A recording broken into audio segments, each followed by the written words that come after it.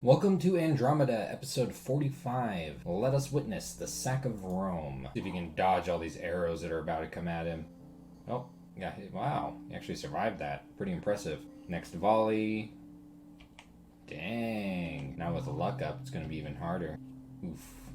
Oh, he's going in for the kill. What is he wearing? Enchanted Pike and Burning Pearl. Surely he can take all these hell heirdings.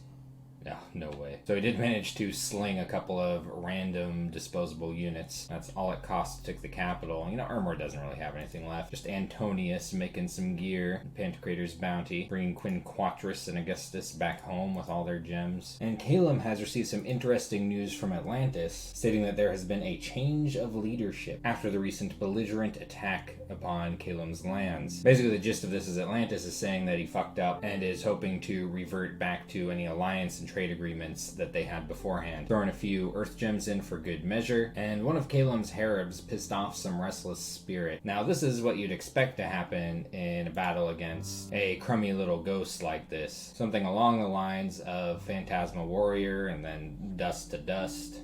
Those one-shots. Apparently that's not what happened originally, though. This Harib Seraph got smeared. So that sucks, but he deserves it for being a death mage. And Calum's looking cozy, just researching. Still trying to get his god back, his pretender that he accidentally killed himself. Just side-searching and research, nothing else to report. Doesn't look like he's at all interested in regaining some of the territory that he's lost. Helheim has received a message from Calum, letting him know that he did just destroy an Atlantean army, which included a lot of mages. And there's also a good peer into the psychology of Calum. Calum has kind of realized that he's not going to be able to win this game. At this point, with Atlantis controlling all the underwater thrones, yeah, it'd be very, very hard for Calum to win. But he does seem determined to protect his throne until the very end, which is pretty funny. Because basically the idea is that if you want Calum's throne, you have to fight everything that Calum has. And that sounds really obnoxious. Helheim is climbing Conjuration. Conjuration 6 is a very good research level to hit. Because of his Rainbow Pretender, he has access to all of this. The key spells are Summon Bishopfish, that gives you an H3 Priest, though it is aquatic, and you have to cast it underwater. Streams from Hades, which gives you a Water 3, Death 3 Mage. Of course, the Trolls, which are okay sometimes. Specters are super good for diversity, in that they can random Astral, Water, and Earth, and only cost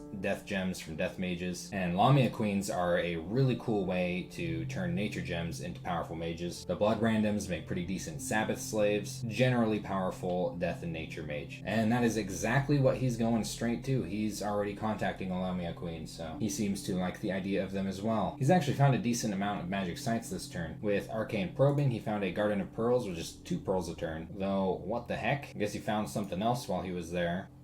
Or astrally projecting there, or whatever he does when Arcane... Damn, this guy's doing some work. Oh. There he goes. So yeah, he'll have to dig through some doggos to get to his Pearl Garden. Found a very interesting site here in Mapito Cliffs. That has a +2 bonus for Corpseman construction. That's hilarious. I've actually never seen this site before. I do wonder if he'll go out of his way to build a lab and fort here just for Corpseman constructs. That is a decent bonus. We've got a Brigand Lair here in Troll Canyons. Not enormously interesting, though villains are kind of funny. And this is pretty crazy. A Whirlwind of Cyclone here in Vlex. 4 air gems a turn. What the hell? Yeah, that looks about right. Look at this gem income spike for this turn. Whoop, was a very good turn for site searching. So here in Nethermark, he's done a couple of things at the same time. For one thing, he's cast Twiceborn on this Svartalf and wants to turn it into a white mage, and for another he wants to check up and see what's on this throne, which is some sages and a lore master holding a cauldron of broth and a ring of warning. All in all, not a very intimidating throne, though there was a time when Helheim lost a significant amount of hell heirdings to a throne with a lore master on it. Let's see if this Svartalf stands up to the Pontifex Maximus in arrow dodging skills. Oof. No way. But now he's got a white mage here. This is before the Twiceborn update. Now you'd get a size 1 little white mage, though he also did have to spend twice as much on Twiceborn back in the day. He does seem fairly concerned about Atlantis invading, and he's sending a decently sized army up into Summer Bay, while also patrolling on his capital with another fairly large army. And the Throne of Bureaucracy is really pumping out over here when it comes to Dominion. Look at this. Oh, this is still Armorian Dominion up here, though. Not quite snuffed out yet. Looks like Helheim has is also trying to send an interception party, or at least a speed bump into the wetlands here to help keep this from joining up into the Moon Sea. And Russ has received a message from Atlantis. He's just asking for general information because he doesn't really have any scouts. Doesn't even seem to know what's going on between Russ and Helheim. And some trade offers, though, might be a little late for that. Russ has got this moving from fort to fort in his land. This is all just his fort patrol.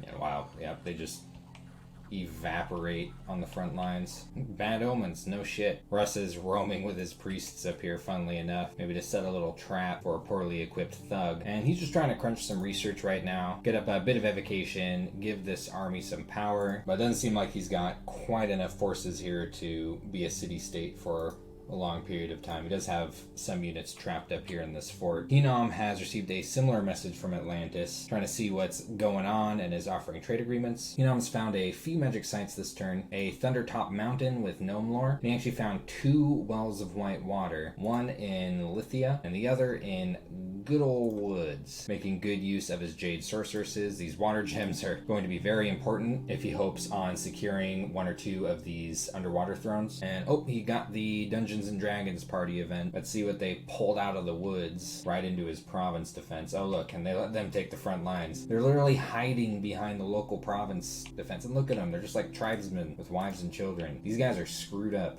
Oh, what do we got here? 2 H2 priests, an N2 adventurer with the healer skill, Edna, and an assassin. No necromancer this time around. Yep, there goes the PD. They don't want to deal with whatever the hell this is right here, or dark laboratory that crawled out of. Look at this, the priests are fighting in melee. Oof. Wow. I don't think it went quite this badly in the original version of the battle. Yeah, I only ended up losing 1 adventure. See which one it was. Oh, the assassin. That's too bad. Oh, I didn't actually notice this. I usually don't see these H2 priests in this event. These guys are healers too. This is pretty good. Now, if you want to trigger further events after you get this event, you just patrol. Keep patrolling with your adventurers on this province, and you'll get like a little pile of loot and another adventure later on. That would, of course, risk these units, which even though Helheim already has healers, very easy to get ones with the Achas. Like, these are still some pretty good units right here. H2 priests with heal, that's just fine. But yeah, for those that don't know, that is how you continue to trigger the events that come when you get a party like this. Just patrol some extra forces there, because there's going to be, I think, 1 or 2 more attacks, little attack waves from monsters. He's got another Melkart kitted out. This one's wearing a Bloodthorn, which saps fatigue and HP, a Vine Shield that spams entanglement, Horned Helmet, this gives an extra attack, as well as a pretty hefty amount of protection, an Armor of Knights, which is a very efficiently costed high protection piece of armor. Boots of the Messenger gives significant map move as well as some reinvigoration. Girdle of Might gives reinvigoration with some strength, and a Ring of Regeneration. So this guy will be regenerating 7 HP a turn. And his script is Summon Earth Power, Blessing, Temper Flesh, Iron Skin, and Iron Will. Not sure what business he has down here with it. Maybe he's just doing some blood site searching, or just having him act as the province defense. There isn't any. Helheim will be storming the fort here at Dawnland this turn, and he's actually sending a little probe into the capital, see what's going on there for patrollers, while moving a couple of Melkarts into these last couple of provinces right here. See how those priests do against